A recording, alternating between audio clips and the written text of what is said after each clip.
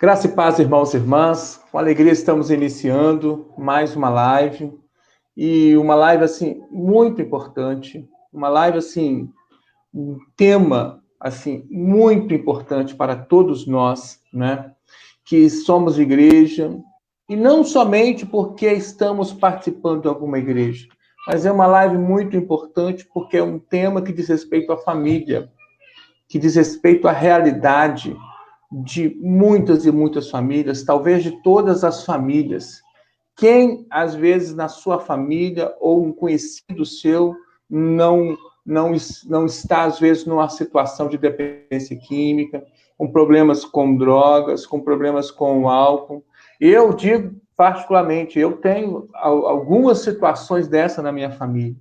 Então, é muito importante que nós venhamos nos debruçar sobre esse tema e de uma forma assim muito séria, de uma forma equilibrada, de uma forma onde nós, ao mesmo tempo, vamos abordar de uma forma espiritual, como tem que ser, de uma forma cristã, como tem que ser, mas também buscando entender, né, como a igreja pode trabalhar de uma forma social também nessa área, né?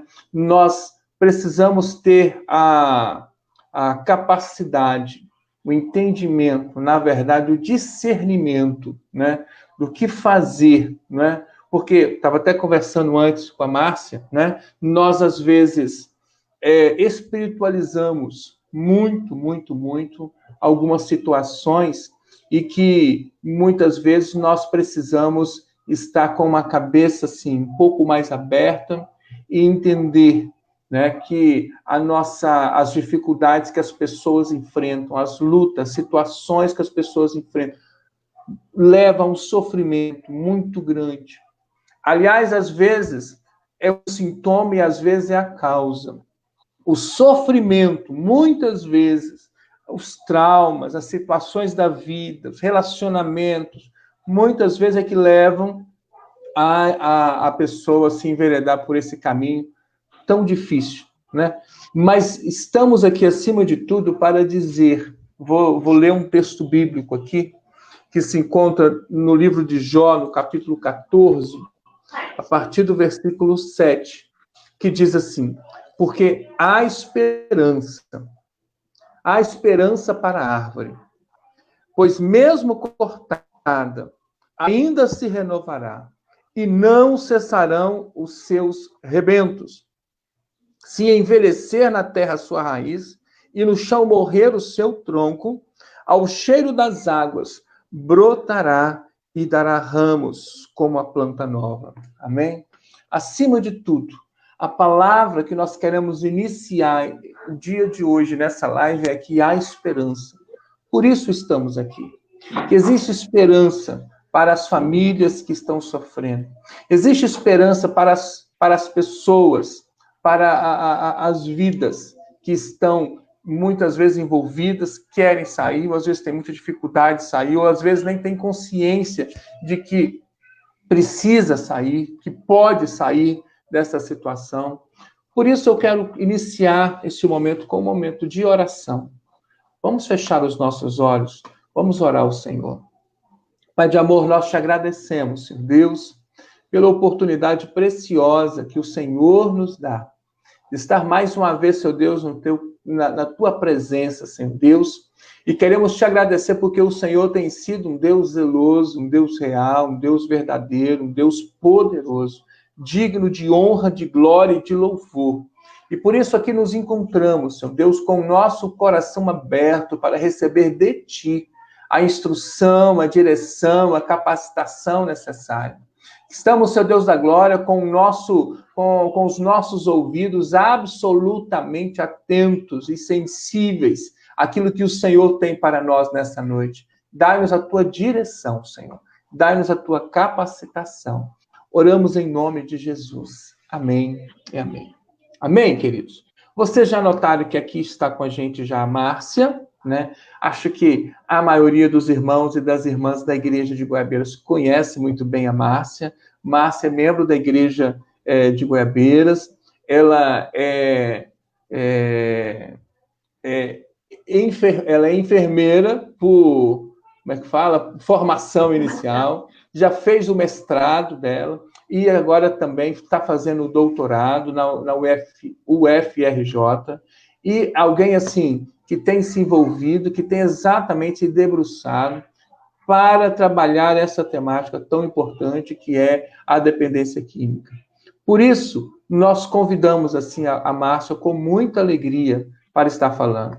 Vocês notaram que o pastor Marcelo ainda não está aqui. Ele está com dificuldades para poder estar acessando a nossa sala aqui virtual. Nós esperamos que até chegar o momento do pastor Marcelo falar, já esteja conosco, né? E porque ele está tentando lá. E nós vamos passar a palavra, então, para a Márcia, para ter aqueles, costumeiramente, como nós temos falado aqui, né? Assim como nós temos agido aqui na nossa rotina de sábado, os primeiros 20 minutos, né? E ela vai estar falando um pouquinho, vai se apresentar, vai estar falando um pouquinho desse tema tão importante para todos nós.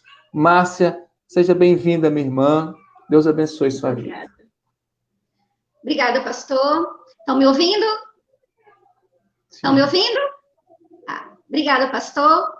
Eu acho que, né, a maioria das pessoas me conhecem, mas para quem não me conhece, eu sou Márcia. Como o pastor disse, eu sou enfermeira de formação e atualmente eu faço doutorado, né, dentro desse campo de álcool e outras drogas.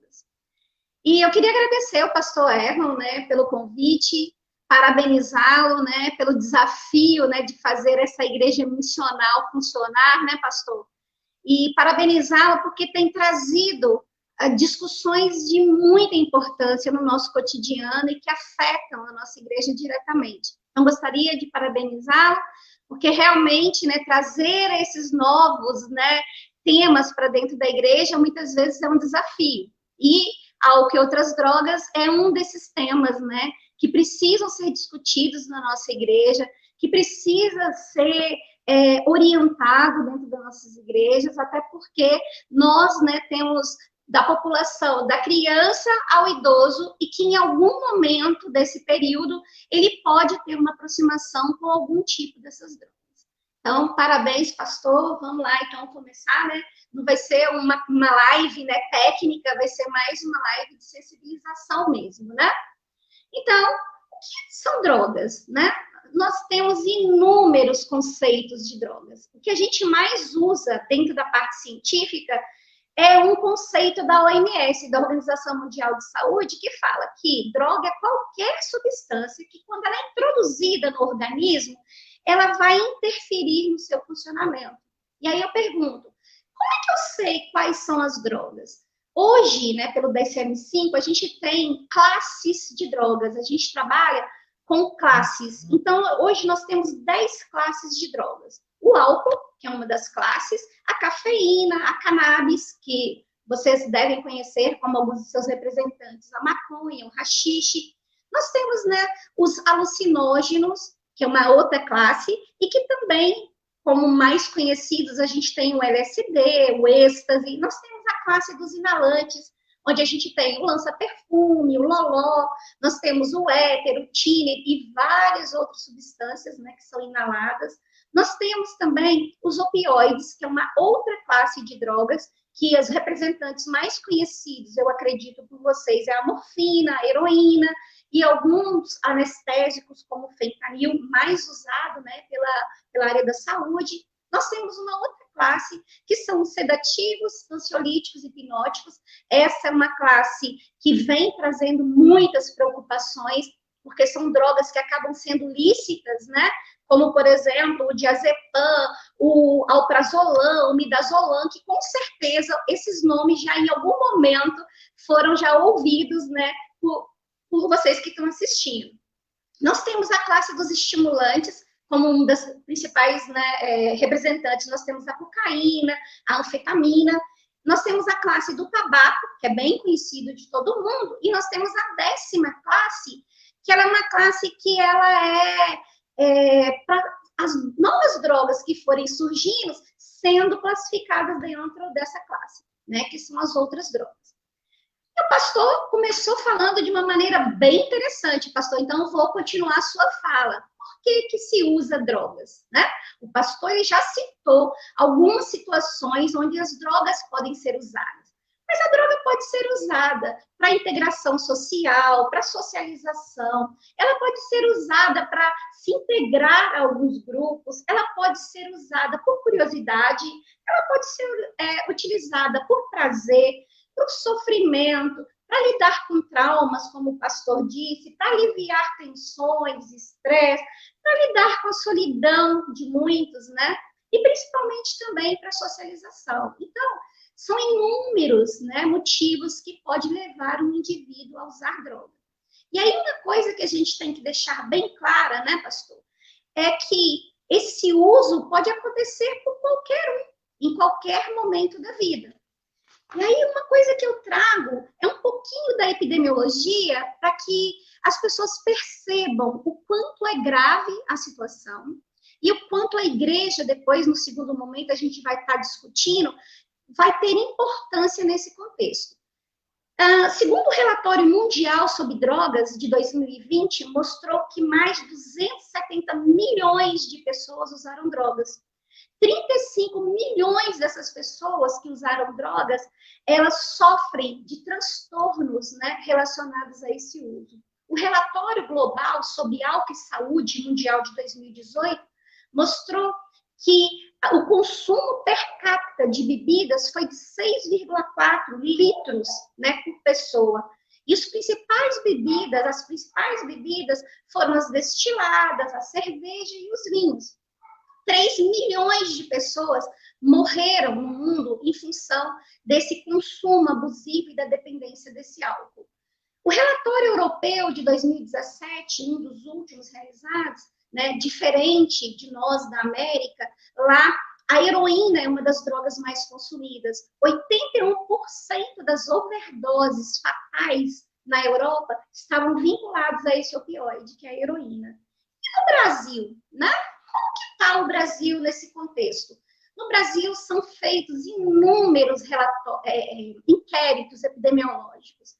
E se os irmãos quiserem depois, né, podem entrar em contato comigo, que eu passo todos eles. Nós temos vários inquéritos epidemiológicos feitos em domicílio, por populações em situação de rua. Nós temos inquéritos, né, e pesquisas com rodoviários, nós temos inquéritos e pesquisas feitas por estudantes de primeiro grau, de segundo grau, de universitários, várias populações.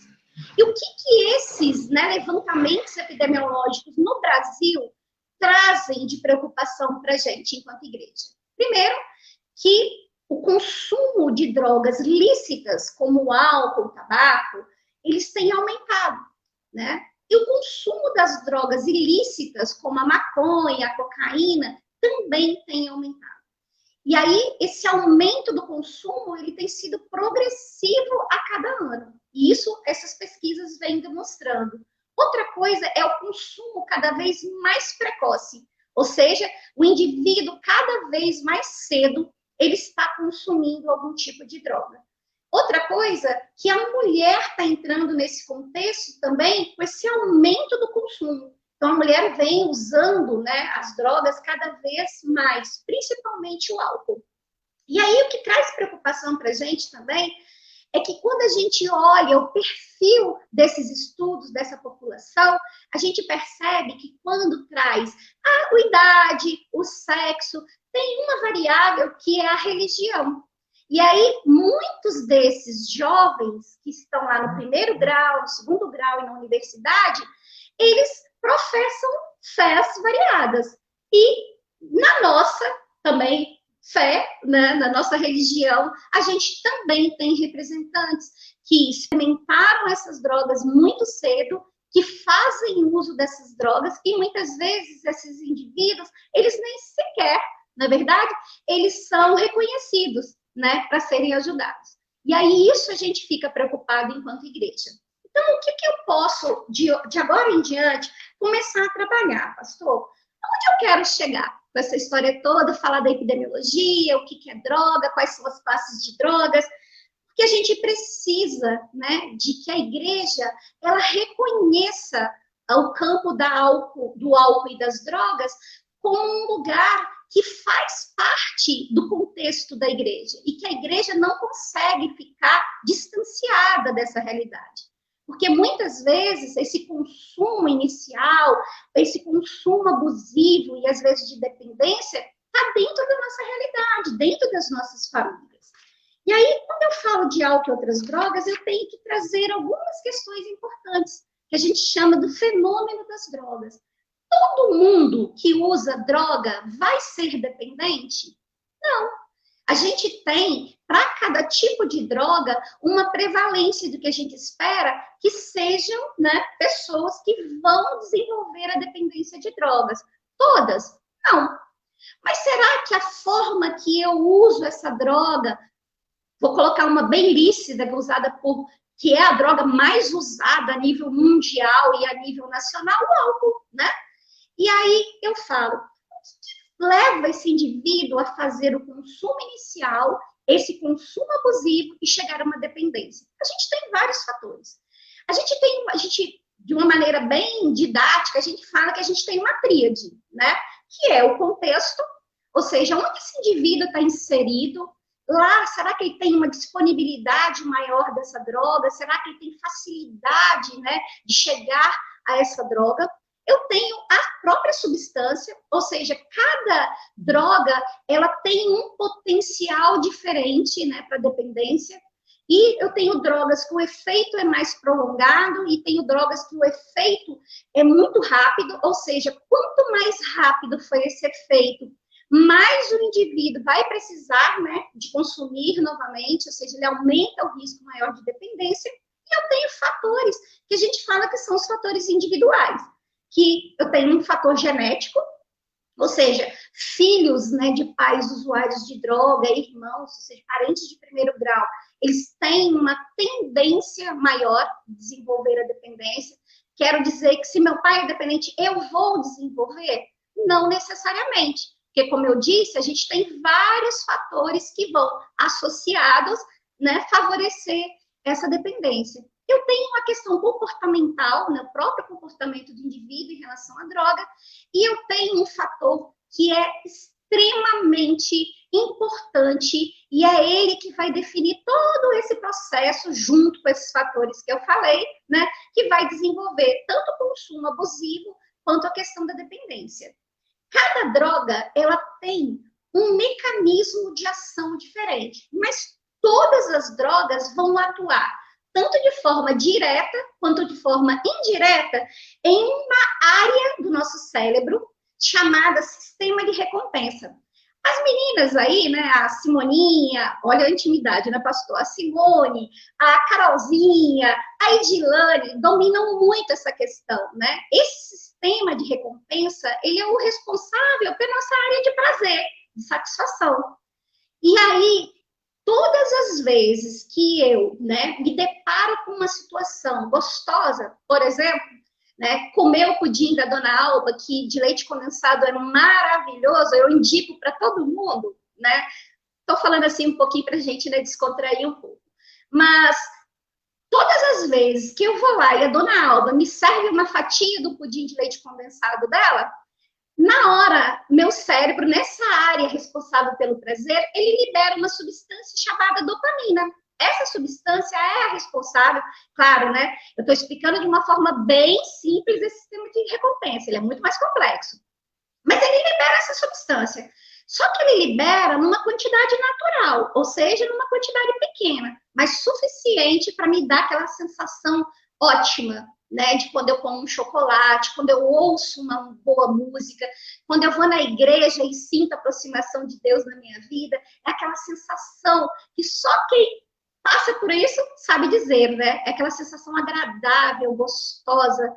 E a droga, todas as drogas vão atuar nesse sistema de recompensa, com uma única diferença. Enquanto as coisas naturais da vida vão me proporcionar um determinado prazer, a droga, ela vai aumentar em muito, né, essa liberação dessa substância. E aí, o meu organismo passa a competir.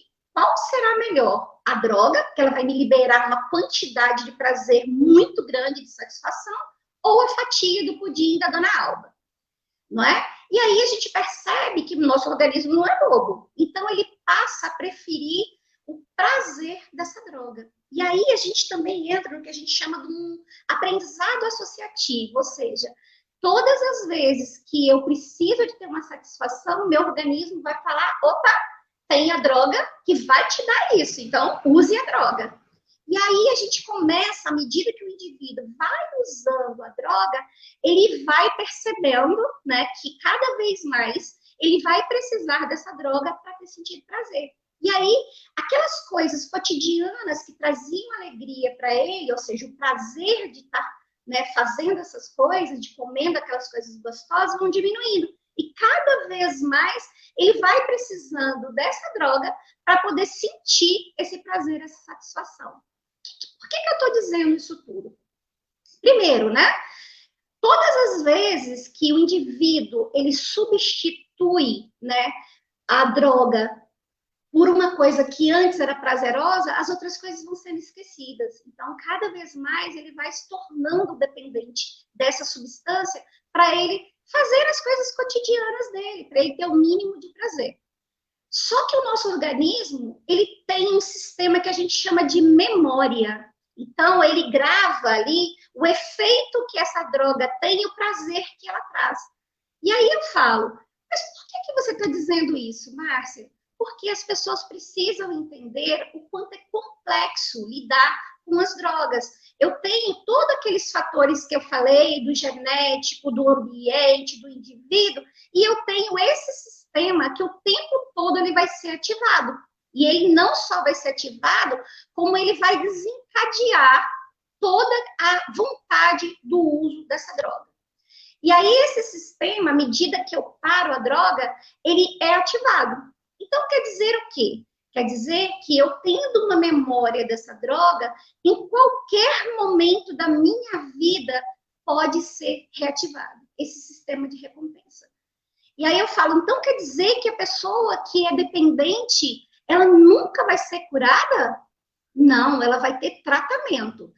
Eu estou falando no âmbito científico, técnico. Claro que para Deus, né, nada é impossível. Deus pode trazer a cura desse indivíduo, sim. Mas eu estou falando a parte técnica, né? Significa que o indivíduo, para as pessoas entenderem por que tem pessoas que ficam 1 ano, 2 anos, 5 anos sem usar qualquer tipo de droga e do nada ela volta a usar. Esse do nada tem um significado, que é esse sistema da memória que é construída e que nunca vai ser apagado. E aí eu pergunto, o que não pode ativar esse sistema para que eu sinta a necessidade da droga novamente? As pesquisas mostram inúmeras situações. Por exemplo, qualquer coisa que traga uma instabilidade emocional nesse indivíduo. Por exemplo, sofrimento, excesso de tristeza, de angústia, alegria demais, qualquer coisa que modifique o que a gente chama dessa hemodinâmica cerebral, esse indivíduo, ele pode ativar novamente. Tem uns estudos muito interessantes que eu vou falar rapidamente aqui para que vocês entendam melhor isso. Então, os estudos mostram assim, que todas as vezes que o indivíduo ele tinha o que a gente chama de recaída, ou seja, ele retoma o uso da droga numa situação maior do que aquela anterior que ele usava, eles iam lá e tiravam uma ressonância magnética do cérebro. E aí, todas as vezes que esse indivíduo tinha recaída, fazia-se ou uma tomografia ou uma ressonância desse cérebro. E aí eles percebiam que todas as vezes que tinha essa recaída, esse sistema ficava aceso, piscando mesmo, né? Mostrando que aquela área do cérebro foi ativada. E aí eles perguntavam a esses pacientes, né?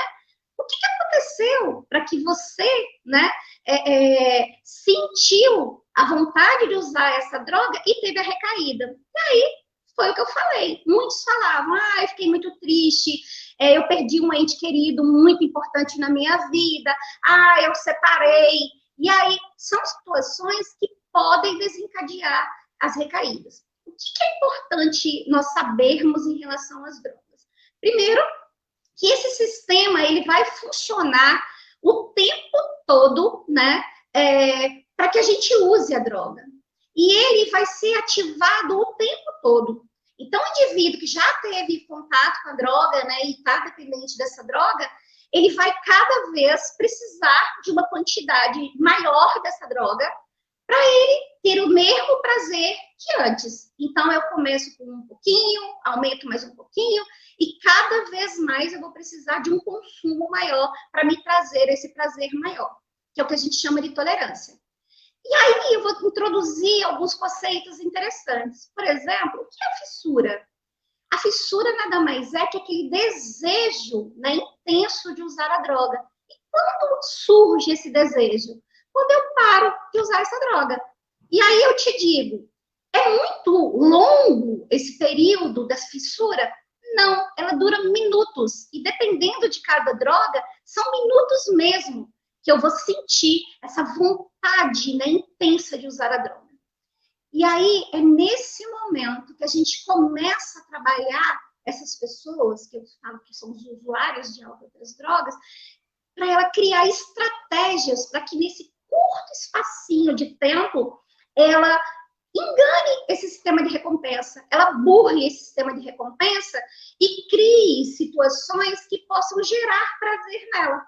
E aí, gerando esse prazer nela, passa aquele desejo intenso de usar a droga.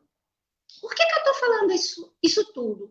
Para mostrar o quanto é complexo esse uso de álcool e drogas, né? E aí eu tenho que trazer parcerias para esse cuidado desse usuário. E aí eu mostro que não é um único ou uma única instituição que pode dar conta desse usuário. Então, eu preciso de ações que a gente chama de intersetoriais. O que são intersetoriais? São ações conjuntas com diferentes setores. E um desses setores, né, que a gente usa muito, que nos dê apoio nesse tratamento, são as igrejas. E aí eu mostro para você, mas qual é a importância da igreja nesse contexto? Primeiro, que a maioria, né, das pesquisas onde se estuda, né, no campo de álcool e drogas, algumas variáveis, a religiosidade e a espiritualidade são fatores de extrema importância nesse contexto, porque vai ter uma associação positiva, tanto na questão que a gente chama de prevenção primária, que é aquela que o indivíduo não vai usar a droga, como na prevenção secundária, é aquela que o indivíduo já usa a droga, mas não chegou à dependência, e a prevenção terciária, que é aquele indivíduo que já chegou à dependência e que precisa ser recuperado. E aí a igreja entra nesse contexto. Só que cada um tem o seu papel, né? A igreja sozinha, como eu disse, ela não, por si só, ela não consegue dar conta dessa complexidade. E nem o serviço de saúde, nem a educação, nem a assistência social.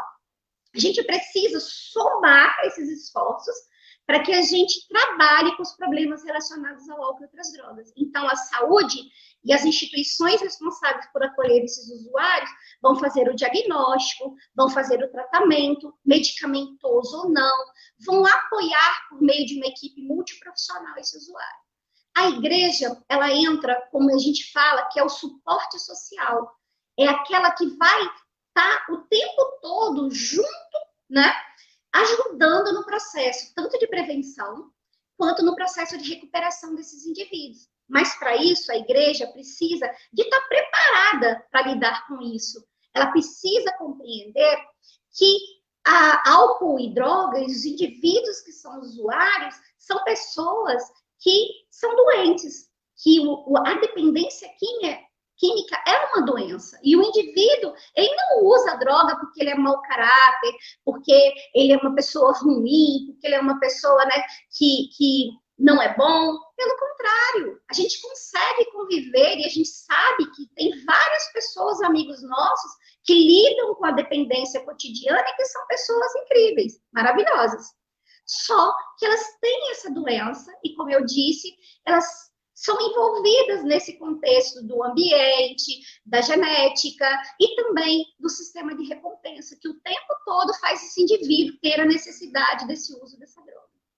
E aí, a igreja, ela precisa estar preparada para poder lidar com essa realidade. Porque na igreja, a gente tem a parte de prevenção, ou seja, a gente precisa orientar as famílias das nossas igrejas a trabalhar a prevenção dentro dos lares em relação ao uso de álcool e outras drogas.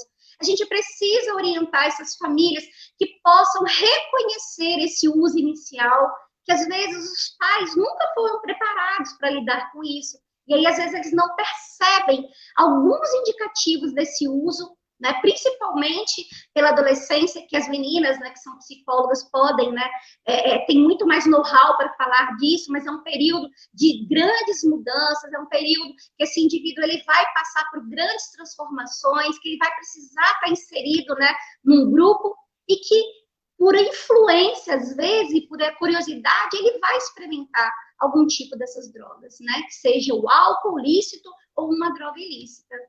Outra coisa, a gente precisa preparar essas famílias também para que elas possam ser suporte para esses indivíduos, porque a família é um suporte social de extrema importância, tanto na parte de prevenção quanto na parte de tratamento desses indivíduos, porque é a família que está no cotidiano dessas pessoas, é a família que está ali pertinho deles e que vão apoiar desde o não uso da droga na prevenção, mas também no tratamento. Quando esses indivíduos estiverem, né, naquele momento da fissura, que é aquele desejo intenso de usar a droga, essa família ela pode ajudá-lo com estratégias, né, criando outras situações, que esse indivíduo vai pular esse sistema de recompensa e vai passar por isso com muita tranquilidade.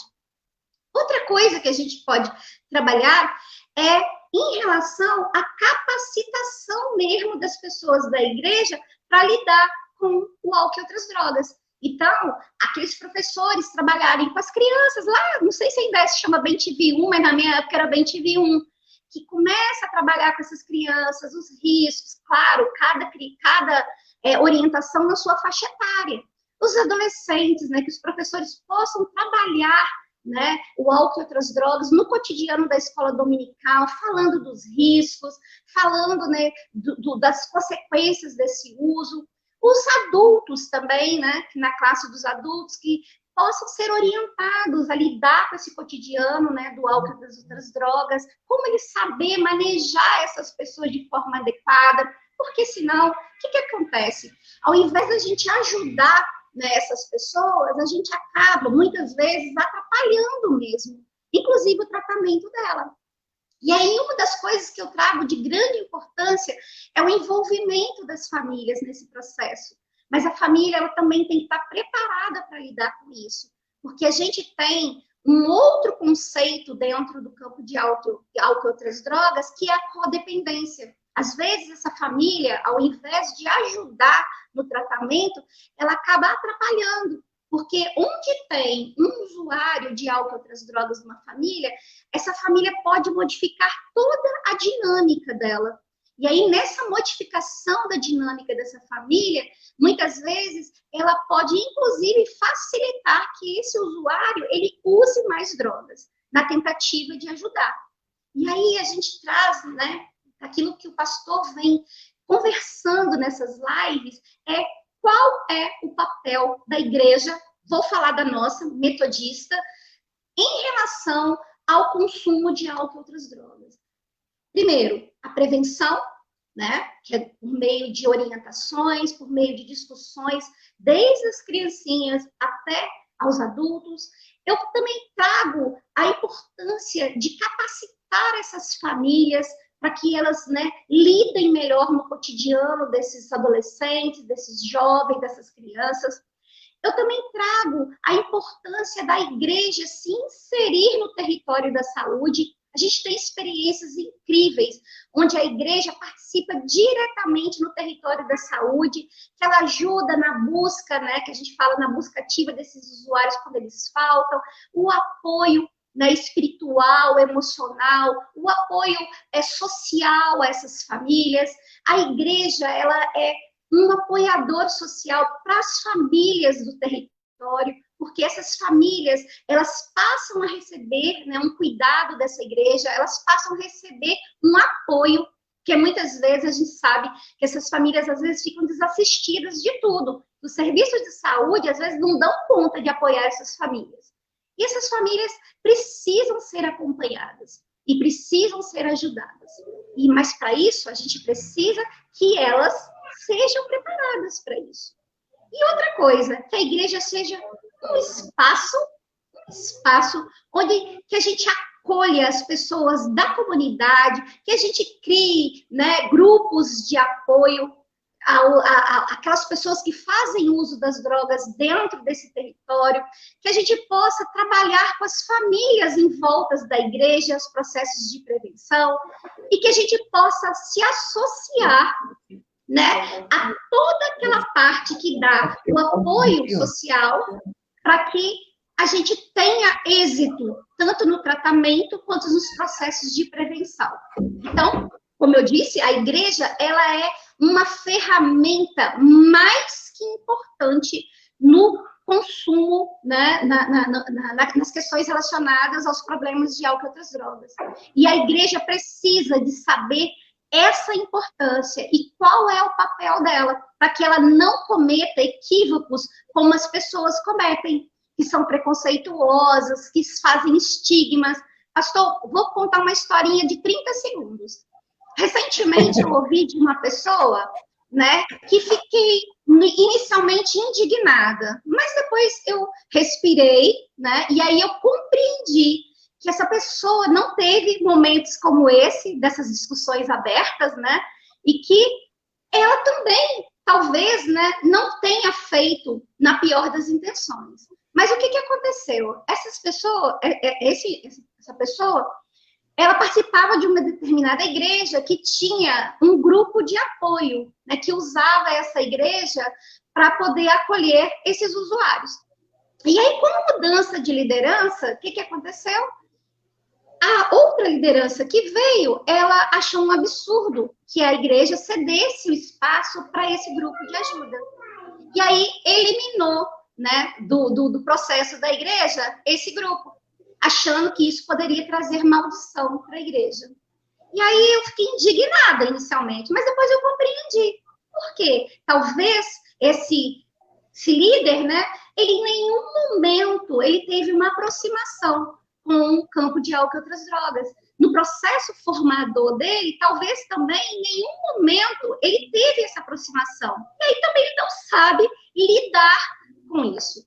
E por não saber lidar, ele acaba repetindo o que é comum na sociedade, né? Ele repete situações que ele percebe.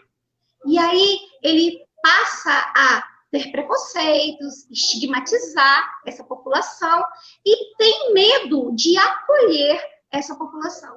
E aí eu falo que, mais uma vez, esse espaço de discussão nessas lives, trazendo temas que fazem parte da nossa realidade, são de extrema importância, porque é através dele que a gente passa a compreender que nós somos vulneráveis a várias situações e que os nossos familiares também. E para a gente não repetir esses papéis estigmatizantes, a gente precisa entender melhor esse processo, principalmente Amém. De álcool e drogas. Márcia, olha, eu comecei a anotar e fui anotando aqui. Eu acho que deu quase um caderno inteiro as anotações, porque que bênção a sua fala, Márcia. Eu acho que eu vou ter que convidar você de novo. Foi uma fala bem de diálogo mesmo, né? Sim, mas é isso mesmo, sabe? E é muito importante. Marcelo, pastor Marcelo já está conosco. Seja bem-vindo, pastor Marcelo. Boa noite. Depois de muitas dificuldades, né? Mas, assim, só para o pastor Marcelo situar, inclusive, né? A Márcia, ela foi muito abençoada, sabe? Assim, muito feliz quando ela traz esse panorama, vamos dizer assim, geral, e identificando de uma forma bem clara a questão das drogas, a questão do álcool, não é somente um problema espiritual, é inicialmente um problema social, né? Que diz respeito, e por causa disso, né?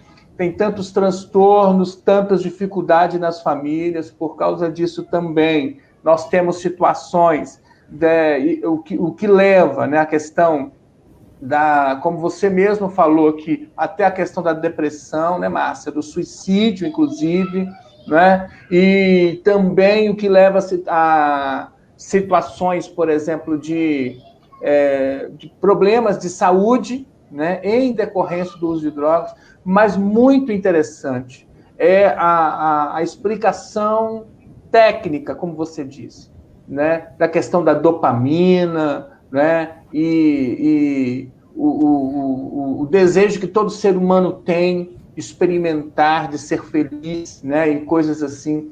Olha, foi uma explicação maravilhosa. Deus abençoe a sua vida. E eu vou estar passando a palavra agora para o pastor Marcelo. Marcelo, de preferência, Marcelo, mais ou menos uns 20 minutos, né? Para a gente estar depois fechando. Nós aqui, nós três fechando, tá bom? Marcelo, pastor Marcelo está com a palavra. Amém. Seja bem-vindo, pastor. Amém. Obrigado, meu irmão. Um prazer estar com você, com a Márcia. Vocês me ouvem bem? Sim. Sim. Que grande prazer. Eu escutei boa parte da palestra da Márcia, não escutei tudo, estava no sufoco aqui, eu não sei o que houve, ela. Estou sentindo até calor aqui, porque realmente não consegui acessar, e por fim eu liguei o computador, que está tão lentinho aqui, mas está dando certo, e eu estou tendo esse privilégio de estar com você, meu amado colega. Saudade de você, dos nossos encontros e conversas, né? O Erlon foi meu mentor, né? No pastoreio de pastores aí nos últimos tempos em Vitória. Nós tínhamos uma reunião quinzenal, né, Erlon? Para a gente abrir o coração, orarmos juntos. Foi um tempo muito precioso, meu irmão. Eu me lembro disso e de tantas outras oportunidades. Mas então, voltando aqui ao tema, e esse tema tão precioso... realmente eu fico aqui imaginando um pouquinho que eu ouvi da Márcia. Márcia está com muito conhecimento da temática. Eu quero trazer aqui uma palavra pastoral, né? Assim, o Erlon sabe, Márcia, e eu não sei, os irmãos que estão ouvindo, se já que estão participando conosco dessa live, vocês já ouviram, mas eu sou um ex-dependente químico. Infelizmente, comecei assim uma carreira de drogadição muito jovem. Meu pai é falecido, minha mamãe é viva, está com 87 anos. Eu cheguei de Carangola no início, fui passar o fim de semana com a minha mamãe lá em Carangola. Minha mamãe teve uma pneumonia e começou o tratamento pensando que fosse Covid, mas graças a Deus não era Covid. Ela ficou internada uma semana, mas está muito bem, feliz lá com o maridão dela, que é o Salomão, é o terceiro marido da minha mãe. Minha mãe é uma mulher abençoada, viu? Vocês riem porque não é a vossa mãe, né? Porque a mãe dos outros casar é muito legal, mas a nossa mãe casar é bem tenso. Mas a minha mãe é uma mulher de Deus e é uma mulher muito abençoada. Ela foi tão feliz no casamento do meu pai que realmente ela não consegue viver sozinha. E licitamente, debaixo da bênção de Deus, ela está no terceiro casamento. Então, a minha mãe sempre foi uma serva do Senhor, meu pai que já partiu no Senhor, um servo, mas eles cometeram um erro, assim, enquanto família. Meu pai teve um bar, sabe, Erlon, por 20 anos da vida dele, da minha mãe, do casamento e da família. E esse bar virou, assim, uma porta aberta para mim, para minha família. Eu era criança, lá no início da década de 70, esse bar já funcionava, eu cresci naquele ambiente e logo passei a ter contato, primeiro com a bebida alcoólica e depois com as drogas ilícitas também. E infelizmente, a minha vida de drogadição começou dentro de casa, com a bebida alcoólica, já roubando umas latinhas de cerveja, o que me parecia algo muito comum, com 10, 11 anos, não é? Com 12 anos, acompanhado de uma irmã mais velha, 6 anos, ela já tinha 18, eu estava com 12, eu tive a minha primeira experiência com um cigarro de maconha, e a partir dali, mesmo contra a vontade, passei a usar maconha com alguma frequência, até que eu me tornei realmente um maconheiro. Não é ruim falar isso, mas eu sou liberto pelo sangue do Senhor Jesus. Aos 15 anos, eu tive experiência com a cocaína, que é uma droga mais pesada, que impõe um vício para aqueles que identificam um vício mais perigoso, e realmente me trouxe muitas dificuldades. Depois, aos 25 anos, fui liberto dessa miséria toda e de outros pecados também. Comecei a servir o Senhor, me tornei pastor da Igreja Metodista, e minha segunda nomeação, que o Erlon sabe muito bem, para a Igreja Metodista Memorial, mantinha uma comunidade terapêutica, que era a Marte, né? Infelizmente, a Marte foi encerrada depois de 20 anos de funcionamento, mas o espaço continua lá na Casa Serena, a serviço do reino, tratando homens maiores de idade contra a dependência química. E eu tive a oportunidade, então, de participar de uma comunidade terapêutica como pastor e como homem de Deus. Então, assim, eu gostaria de trazer aqui um depoimento de quem viveu a drogadição, de quem foi liberto e dentro da igreja conseguiu tratar muitos homens, mulheres também, da drogadição. Então, vamos lá, eu vou por partes, vou ser bem breve. Eu só queria deixar um versículo aqui para esse ponto de partida, que realmente é um texto poderoso dentro de uma comunidade terapêutica, né? A Epístola aos Efésios, no capítulo 5, versículo 18, diz assim: e não vos embriagueis do vinho, no qual há dissolução, mas enchei-vos do Espírito. Não é? Então, a tradição diz que o apóstolo Paulo escreveu essas palavras. Há uma controvérsia entre os biblistas, né?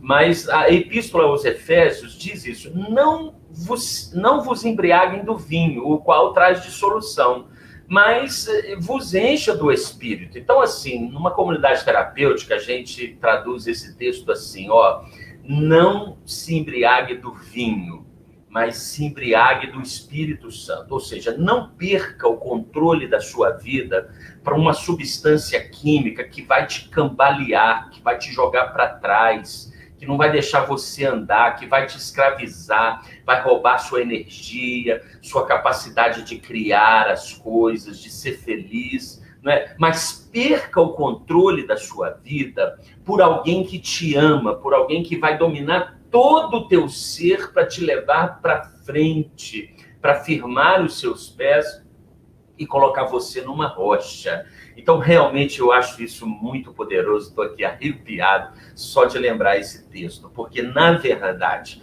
a vida com Deus é uma dependência total. Eu deixei a dependência das drogas, eu deixei a dependência das minhas vontades para depender da vontade de Deus. E foi o melhor negócio que eu já fiz. Algumas coisas boas, hein, Elo? Mas esse aí foi a melhor coisa que eu fiz na minha vida. Então, é isso. Vamos lá. Do ponto de vista de pais, da família, o que eu gostaria de falar sobre dependência química? Primeiro, na década de 70, nos anos 80, quando eu já tinha algum discernimento da vida da igreja, nós ouvíamos dizer o seguinte: não, a droga é coisa lá do mundo, a droga é coisa de marginais, a droga é coisa de gente que não tem Deus no coração. Aí os anos foram passando e a igreja foi descobrindo com muitas dores, que a droga não era coisa de marginais, a droga era coisa de todas as classes, inclusive dos evangélicos. Tem um dado chocante, né, Erlon? Se você entrar hoje numa comunidade terapêutica, em torno de 75% dos residentes em tratamento, eles são de origem evangélicas. Eles conhecem a Bíblia de trás para frente, às vezes mais do que nós pastores, né? Eles sabem orar, eles sabem louvar. Se você interna um indivíduo num dia, daí 3 dias ele está entregando palavra, já está falando em mistério. É um negócio interessante. Quase que eles fazem apelo para a conversão dos terapeutas, sabe? E aí, assim, no início eu me incomodava muito com isso. Falei, meu Deus, mas só dá filho de crente aqui dentro, não é? Mais tarde eu fui descobrir que essa estatística, ela tem ela é real, né? Mas ela tem um componente muito interessante. Louvado seja Deus por isso. É que filho de crente, quando cai numa armadilha, ele consegue socorro mais depressa.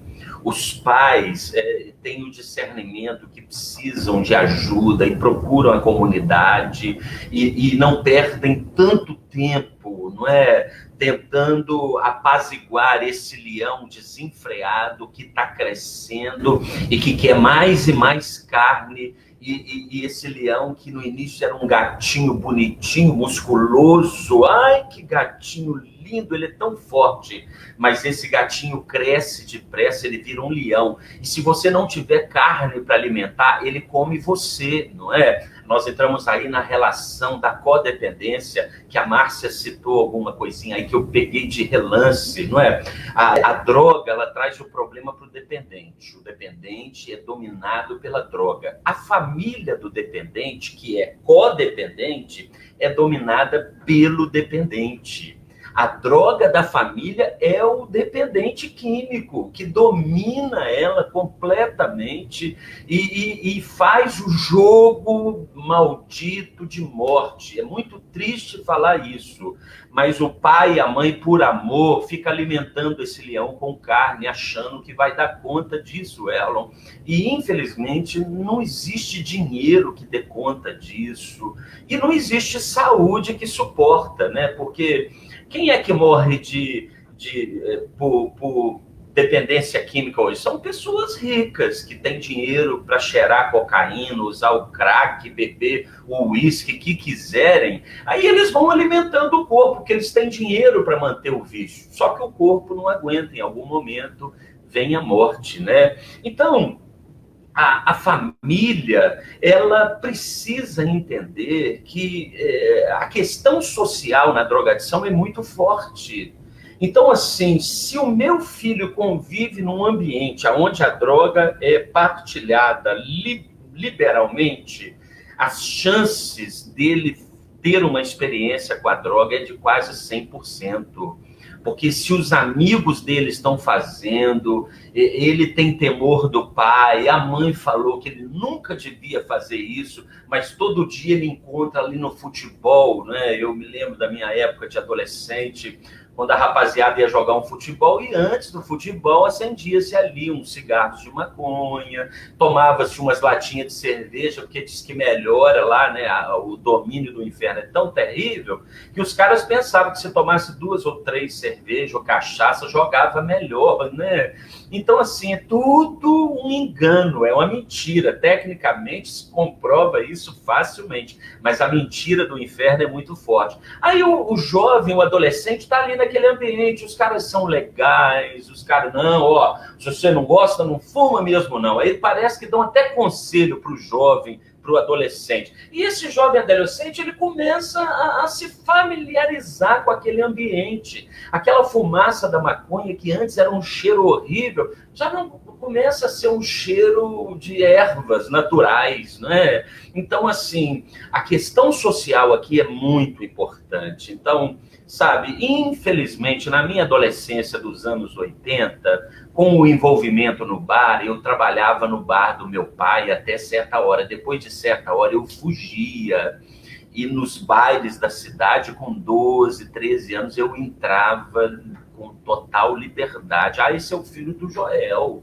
Passe livre no clube da cidade. Ali eu comprava cerveja, eu pagava cerveja para os meus amigos. Então, assim, essa questão social é terrível. Então, o filho, uma filha, não pode conviver nesse ambiente. Um pai e uma mãe que ama, que cuida, ele tem que ter controle. Aí alguém vai questionar, pastor, mas hoje o negócio está disseminado, está na escola. Sim, uma coisa é o filho ter contato esporadicamente, é quase que inevitável. Eu fui pastor em Pitirama, né, Erlon? Eu subia de madrugada para o monte para orar e eu encontrava às 5 da manhã os meninos de 14, 15 anos preparando para empanhar café, mas faziam a roda do baseado. Eu passando 5 da manhã para ir para o monte, um frio, Erlon, lá no pé do Pico da Bandeira. E os meninos em zona rural, com 15 anos, fumando baseado antes de empanhar café. Então, realmente, é um fenômeno, infelizmente, de todos os segmentos, em todos os locais. Não adianta fugir para a China, porque vai ter uma boca de fumo lá falando mandarim, mas vai ter.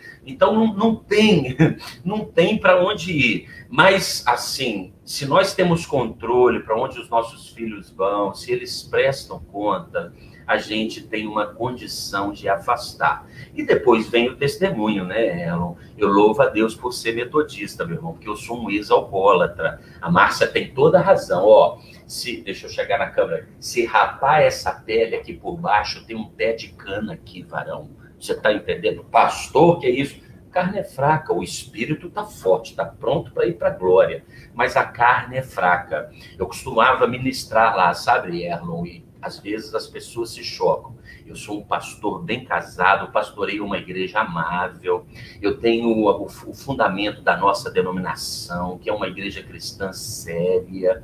Mas, Erlon, assim, eu estou longe do abismo. Se eu tiver uma crise emocional, se eu enfrentar um problema pessoal, eu não vou escorregar na dependência química. Por quê? Ela já ficou muito para trás, mas ela está lá atrás, sabe, Erlon?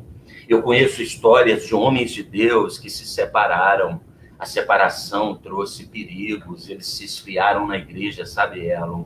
E ao se esfriar na igreja, porque se separaram, se sentiram acusados, criaram um monte de caraminhoca na cabeça, deixaram o ministério, foram adorar a Deus sem prestar contas. Não, Deus está em todo lado, não precisa de igreja. Eu sei mais do que o pastor que está lá pregando, mas porque eu separei, agora eu não posso pregar. Então, deixou de ir na igreja, e aí começou a ir em festinhas da família, onde tomava um copinho de cerveja, o que tem? E aí, varão, aquele dependente que estava esquecido, o abismo estava muito lá atrás, mas as circunstâncias da vida daquele homem trouxe o abismo para pertinho de novo. Ele começou a tomar um copinho de cerveja, teve um dia que ele tomou 3 garrafas, rodaram um cigarro de maconha, e a fraqueza emocional fez com que ele voltasse e estragou tudo de novo.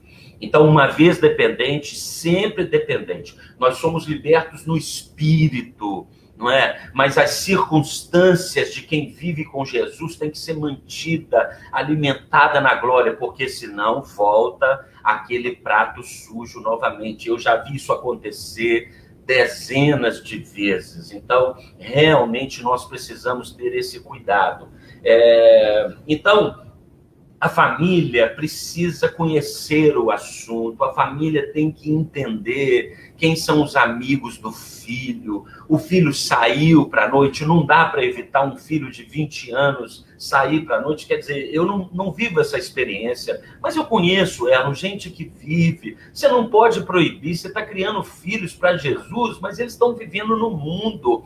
Mas então, a gente tem que manter o vínculo, eu levo, eu trago, sabe? Eu não vou deixar liberdade, meu filho, você é maior de idade, mas você depende do pai, você depende da minha palavra, da minha comida, do meu dinheiro. Então, aqui em casa vai ter que manter o horário. Agora, não pode ser na briga, tem que ser na influência, né? Na borracha, né? Na cinta, poxa, já era, já passou o tempo. Acho que tem um tempo que criança tem medo do chinelo havaiana, mas depois tem um momento que tem que ser na conversa. Se o pai não for o melhor amigo do seu filho, a mãe é a melhor amiga da sua filha, então tá errado. É preciso realmente manter essa influência. Eu me lembro aos 15 anos, já um dependente químico, a minha mãe foi me acordar para a escola dominical e eu falei para a dona Malvina: ó, dona Malvina, a minha vida não condiz mais com um crente. Eu dou péssimo testemunho, eu não vou mais na igreja porque eu virei pedra de tropeço. A minha mãe, tadinha, já madura, com pouca pegada com adolescente, né? Minha mãe já tinha mais de 50 anos. Não, 50 anos está jovem, né? Meu irmão mais novo nasceu com 44, a minha mãe tinha 44. Então, eu com 15, minha mãe estava perto dos 60, Erlon. Aí o que acontece? Ela foi ouvir o meu papo cabeça, que eu era pedra de tropeço, por isso não ia na igreja, mas aceitou aquilo, parou de me chamar para ir para a igreja. Aí eu conto isso aqui no púlpito, às vezes pregando, né? E aponto para os meus filhos. Se vocês falarem um negócio desse comigo, vocês vão levar uma borrachada que nunca levaram na vida. Eu não vou aceitar esse argumento nunca. Nunca um filho meu vai dizer que não vai mais na igreja e vai ficar por isso mesmo, né? Então, assim, o que acontece? Eu estou fazendo uma crítica à minha mãe? Estou, mas eu entendo que os filhos são herança do Senhor. E feliz o pai e a mãe que enche a sua aljava dessas flechas, não é? Porque os filhos vão mais longe. Os erros que a minha mãe, meu pai cometeram comigo, eu tenho obrigação de não cometer com os meus filhos. Eu tenho obrigação. Eles me deram uma plataforma fantástica, Erlon. Eles me deram comida, escola, eles me deram amor e carinho que eles não tiveram dos pais deles lá na roça do Divino do Carangola. Então eu tenho obrigação de fazer mais e melhor para os meus filhos do que os meus pais fizeram. E eu te digo, os meus filhos vão dar show de bola, porque os erros que eu cometo com eles hoje, assumo, eles já não vão cometer com os filhos dele, porque é assim que Deus planeja. A geração, ela vai crescendo, ela vai melhorando. Então, a família precisa ter cuidado 100% dos filhos. Não é sufocar, mas é saber para onde vai, é prestar contas e dar o testemunho, viu? Porque levar menino obrigado para a igreja no domingo, eu às vezes fico chateado com isso. Tem pai que quer que o filho sente no banco da igreja para ouvir o pastor pregar lá 50 minutos, coitado. Se for igual a mim, é assim. E o filho, né, ouvindo uma mensagem que diz pouco para ele, né? Um menino de 12, 13 anos. Aí o menino começa a olhar para o lado, o pai vem e bate. Não, poxa vida, primeiro, as igrejas têm que ter uma ministração especial para os pré-adolescentes, até para os adolescentes, não é?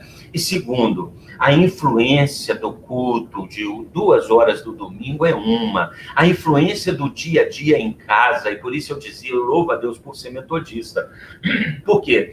Porque, assim, você educar filhos com uma latinha de cerveja dentro da geladeira, querendo que ele obedeça a Jesus, com uma garrafinha de vinho, é uma armadilha, Erlon. Isso não vai rolar, isso vai dar errado. A Márcia sabe muito bem.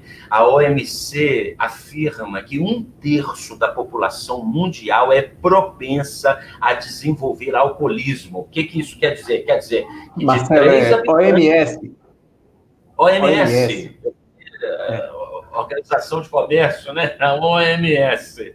Isso quer dizer o quê? Que de cada 3 habitantes do planeta, 1 tem propensão a desenvolver alcoolismo. Mas por que não desenvolve? Porque às vezes nunca teve experiência, nunca provou um copo de cerveja, nunca provou uma taça de vinho, mas se provar, vai cair na armadilha. Então, se um pai serve uma taça de vinho para um filho na refeição, moderadamente, tudo bonitinho, sem exagero, uma família bonitinha, família margarina, propaganda de comercial. Então, aquele pai vai olhar para os 3 filhos e ele vai ficar vigiando, porque um dos 3 vai pedir a segunda taça, sabe, Erlon? Um dos 3 vai querer tomar um pouquinho a mais. Por quê? Porque as estatísticas dizem que daqueles 3 filhos, 1 vai desenvolver alcoolismo. Ou seja, eu não posso brincar, isso é uma roleta russa. Melhor, então, é que eu não tenha essa taça de vinho em casa, nem essa latinha de cerveja. Mas muito pai obriga o filho a ir para a igreja e dentro de casa dá esse péssimo testemunho. E aí, o filho, o alcoolismo, e a Márcia sabe disso também, mata muito mais gente do que a maconha. Não é? Tem gente brigando aí para liberar a maconha, como se liberar a maconha iria resolver o problema. Gente, o álcool é liberado e o álcool mata mais do que as ilícitas. Então, redução de dano pode ser bom, assim, como política de governo. Eu não vou questionar isso, não. Mas para o nosso padrão cristão, redução de danos é uma maldição travestida de coisa boa. Você está entendendo? Por quê? Porque o nosso padrão é outro. Nós temos obrigação de fazer mais e melhor, porque o nosso Deus nos dá condição para isso. Na igreja, o que eu diria para a igreja? A igreja tem que ter esse espaço de fomentação, de diálogo, como nós estamos tendo aqui. Pais precisam ouvir testemunhos, ministrações técnicas, científicas, como o da Márcia, para antenar, para perceber o que o filho está ouvindo de músicas, quais são as influências. Eu me lembro de ser viciado, assistindo, às vezes, uma telenovela da Globo com meu pai e minha mãe, e o ator está cheirando cocaína sem que ninguém soubesse. Linguagem subliminar. Eu falo isso, eu não estou chutando, não. Eu não me lembro qual é a novela. Mas havia um diretor da Globo que atuava também, o nome dele é Daniel Filho. Esse cara fez um vilão numa novela aí, não sei se foi Rainha da Sucata, na minha adolescência. Ele era, na novela, viciado em uísque e cocaína. Ele ficava fungando aquilo que faz um dependente de cocaína. Ele repetia tudo na novela. Meu pai, minha mãe, minha irmã que estava ali vendo, não sabia nada daquilo. Eu ficava lá vibrando, porque eu sabia o que estava acontecendo, infelizmente, naquela cena. O cara passando o dedo assim, ó, na mesa e trazendo na língua que é a rapa da cocaína que fica ali. Então, isso tudo acontece nas novelas, nos filmes. E muitos pais e mães, até por inocência, por não terem passado por essa vida, não sabem que isso acontece. E isso é feito por atores bonitões, atrizes bonitonas, que fazem a cabeça da moçada mesmo. E nós temos que estar atentos a isso, né? Porque a cultura pop, ela anda de mãos dadas com o inferno, infelizmente. Então, nós não temos como colocar nossos filhos numa redoma de vidro, mas nós temos armas espirituais para protegê-los, para ministrá-los, e nós precisamos estar antenados. Então, a igreja tem que entender que já há muito tempo a droga chegou no aprisco do rebanho do Senhor, e esse tema é um tema que precisa ser tratado, né, assim, com muita veemência, com muita força. Então, assim, basicamente, era isso que eu queria jogar aí na rede para a gente pensar. E, assim, a alegria de saber que a nossa igreja metodista é uma igreja atuante, que nós nascemos com essa característica do combate aos vícios. Isso está no nosso DNA, não é? Quando nós fazemos uma classe de preparação de catecúmenos, né, Erlon? Nós pegamos lá os documentos originais da igreja. A igreja metodista absteme ao álcool. A igreja metodista combate os vícios sociais e luta pela justiça social. Eu sou muito feliz por fazer parte de uma igreja que tem no seu DNA essa luta contra os vícios, que realmente é a desgraça do mundo. Nós temos enfermidades terríveis, nós estamos enfrentando problemas assim, de questões da alma muito sérias, né, Márcia? Mas a dependência química, o vício, a desgraça que a dependência química provoca nas famílias, o vício do alcoolismo, é um negócio maldito, que nós temos que ter uma voz profética, entendermos disso, buscarmos conhecimento, ouvir o que essa moçada anda falando, para a gente ter uma palavra da parte do trono da glória, não é? Assim eu deixo aí minha contribuição, humildemente, e com muita paixão e alegria, em nome de Jesus. Amém, glória a Deus. Olha, queridos, eu confesso que eu estou muito feliz hoje por esse nosso diálogo, esse nosso bate-papo, né?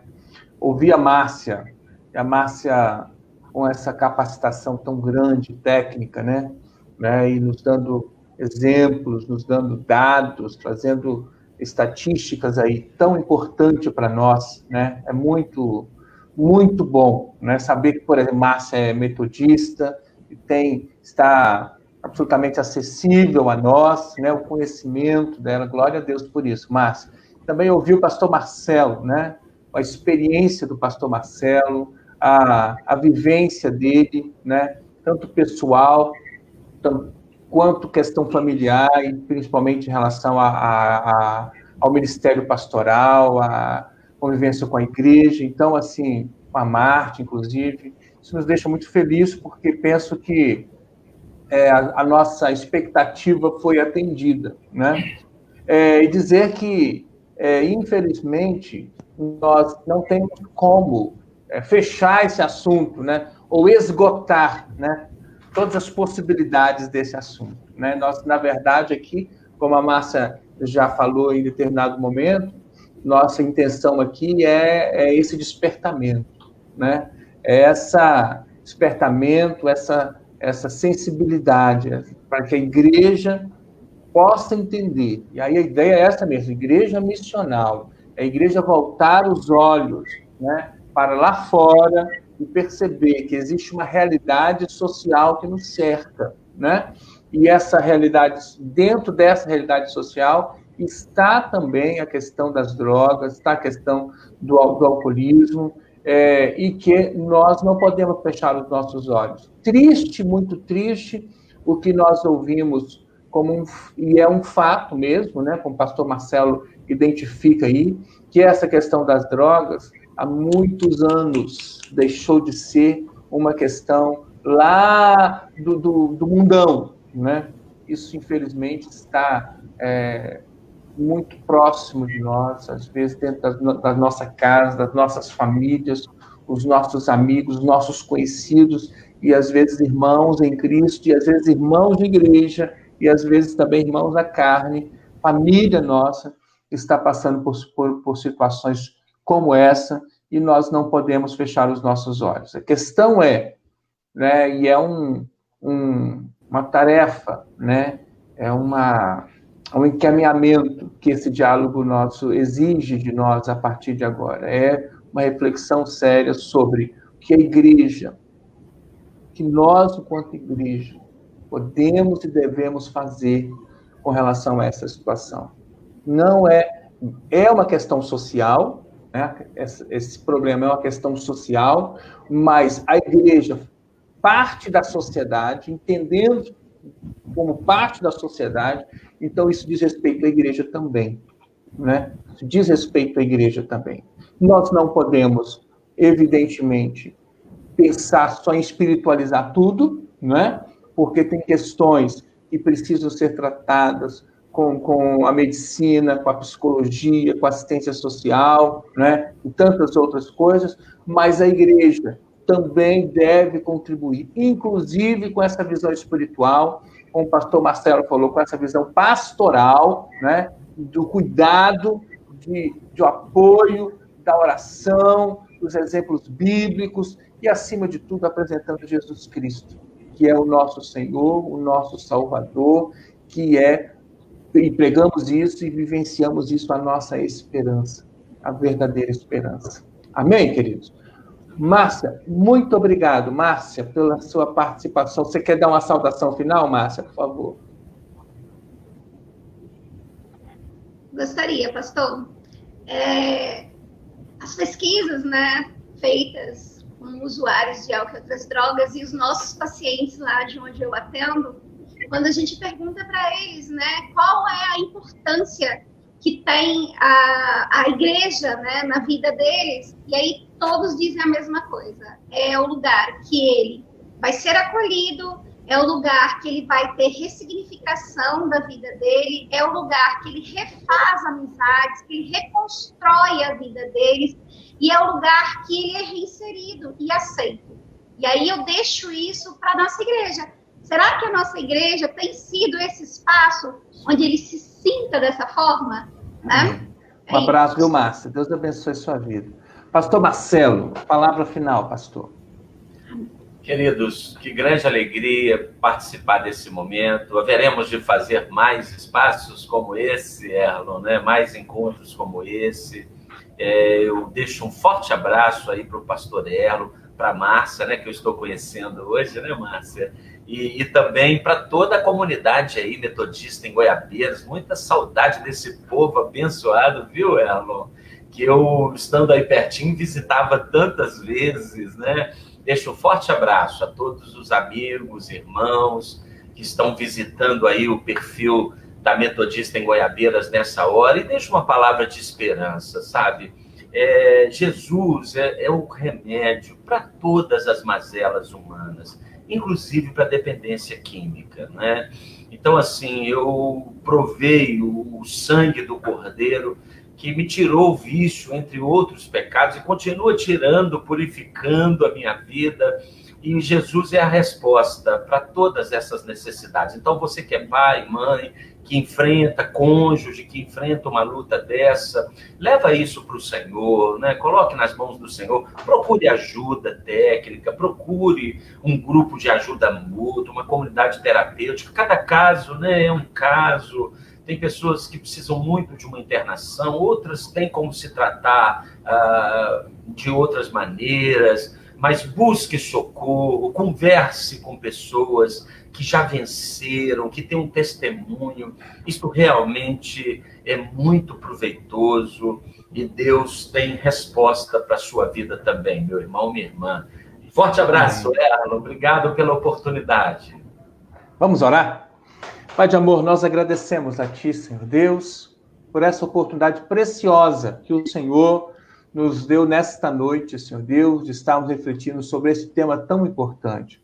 Queremos Te louvar pela presença do Teu Espírito Santo, pela ação viva do Teu Espírito Santo, que nos guia, Senhor Deus, a toda a verdade, que nos constrange, Senhor Deus, que nos orienta, que nos consola, que nos encoraja, Senhor Deus, a viver, Senhor Deus, de acordo com a Tua palavra, a viver, Senhor Deus, de acordo com os valores do reino de Deus. Senhor, em nome de Jesus, queremos Te louvar pela vida da Márcia, esteja abençoando a Márcia poderosamente nos desafios que ela tem, Senhor Deus, no processo, Senhor Deus, de estudos que ela está fazendo. Louva ao Senhor pela vida da Márcia, pela vida do Antuir, do Márcio, toda a família, Senhor. Também, Senhor Deus, quero Te louvar pela vida do pastor Marcelo, os desafios que ele tem ali, Senhor Deus, em Colatina, no ministério. Clamamos a Ti, abençoa o Teu servo, abençoa, Pai, a família, a Aline, os filhos. Continue derramando a Tua graça, Senhor Deus, sobre esta família. Mais uma vez, Senhor Deus, como sempre fazemos ao final das nossas lives, clamamos ao Senhor pelo nosso país, pelos nossos governantes, pela nossa economia, economia do nosso país. Clamamos a Ti, Senhor, pelos cientistas que estão trabalhando no desenvolvimento da vacina, que o Senhor esteja abençoando, abrindo as portas. Clamamos ao Senhor pelos hospitais, pelo sistema de saúde do nosso país, pelos trabalhadores da área da saúde. Clamamos a Ti, Senhor Deus, especialmente pela cura. O Senhor tem poder para curar estes que estão, Senhor Deus, nas UTIs, nas enfermarias, nos hospitais, Senhor Deus, do mundo inteiro. Nós clamamos. Venha, Senhor Deus, com o Teu poder de cura e venha operar sempre um grande milagre nessas vidas. Nós oramos, Pai, agradecidos por tudo, em nome de Jesus. Amém. Amém, queridos. Glória a Deus. Quero mandar um grande abraço a todas as pessoas que estão ao vivo conosco, muita gente, né? Muita gente mandando abraço aqui no chat, aqui, para a Márcia, muita gente do tempo de Márcia Peixoto, mandando abraço aqui para você. Também muita gente mandando abraço para o pastor Marcelo, viu? Então, um abraço a todos que estão ao vivo conosco. Um abraço também àqueles que estarão acessando esse vídeo depois. Esse vídeo fica acessível nas nossas redes sociais. Um abraço para você. Quero renovar o convite para que aqueles que puderem estejam conosco amanhã também, às 9 horas da manhã, na nossa Escola Dominical Online. E à noite, o nosso culto. O culto que já está sendo realizado no templo, mas que também está sendo transmitido ao vivo pela nossa página no Facebook. Tá bom, queridos? Um abraço. Deus abençoe a todos. Fiquem com Deus. Tchau, tchau.